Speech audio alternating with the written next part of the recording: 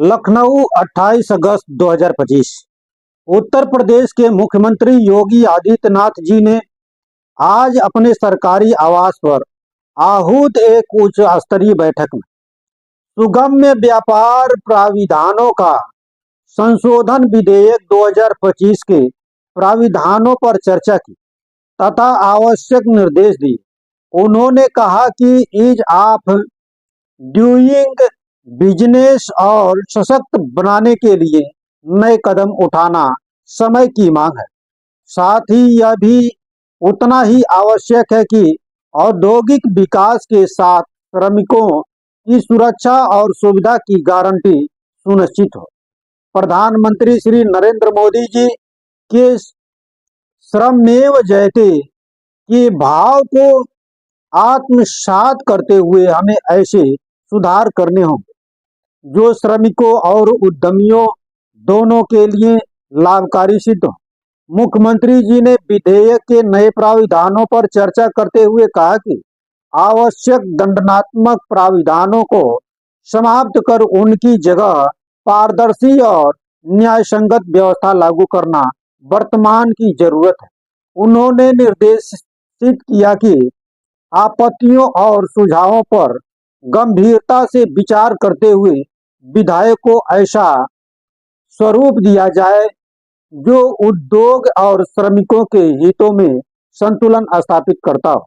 निरीक्षण व्यवस्था में पारदर्शिता लाने के लिए स्व सत्यापन और थर्ड पार्टी ऑडिट की प्रणाली अपनाई जानी चाहिए। इन सुधारों से जहां उद्योग का बोझ कम होगा वहीं श्रमिकों का हित भी सुरक्षित होगा।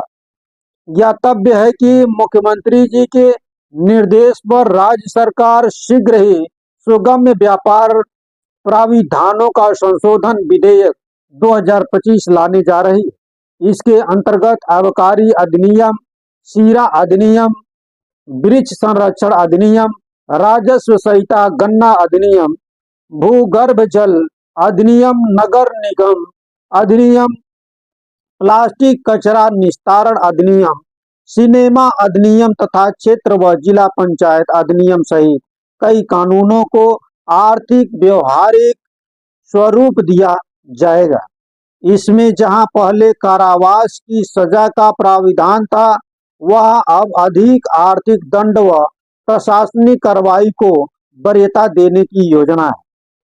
प्रधानमंत्री जी के रिफॉर्म परफॉर्म एवं ट्रांसफॉर्म के मंच के अनुरूप मुख्यमंत्री जी ने प्रदेश में औद्योगिक व श्रम सुरक्षा सुधारों की दिशा में बड़े कदम बढ़ाए। मुख्यमंत्री जी के निर्देश पर राज्य में उद्योग और व्यापार से जुड़े 13 राज्य अधिनियम से लगभग 99% आपराधिक प्राविधान समाप्त करने की तैयारी की जा रही है। शीघ्र ही उत्तर प्रदेश देश का पहला ऐसा राज्य बनने जा रहा है जो व्यवहारिकता के दृष्टिकोण से इतने बड़े पैमाने पर आपराधिक प्राविधानों को गैर आपराधिक श्रेणी में परिवर्तित करेगा। बैठक में मुख्यमंत्री जी को अवगत कराया गया कि इस विधेयक पर संबंधित 14 विभागों से राय ली गई। अधिकांश विभाग सहमत हैं जबकि कुछ ने आपत्तियां दर्ज कराई। बैठक में श्रम कानूनों के सरलीकरण पर भी चर्चा हुई। प्रस्तावों में फैक्ट्री लाइसेंस की अवधि बढ़ाने, दुकानों प्रतिष्ठानों के नियमों में व्यवहारिक बदलाव करने का और महिलाओं को अधिक अवसर उपलब्ध कराने जैसे कदम शामिल हैं। सुधारों के श्रृंखला में निवेश मित्र 3.0 पर भी विचार विमर्श हुआ। इसके तहत निवेशकों की आवेदन व अनुमोदन प्रक्रिया को पूरी तरह डिजिटल और सुगम बनाया जाएगा। कॉमन एप्लीकेशन फॉर्म, पैन आधारित पहचान, स्मार्ट डैशबोर्ड, बहुभाषी सहायता और AI चैटबॉट जैसी सुविधा जोड़ी जाएगी।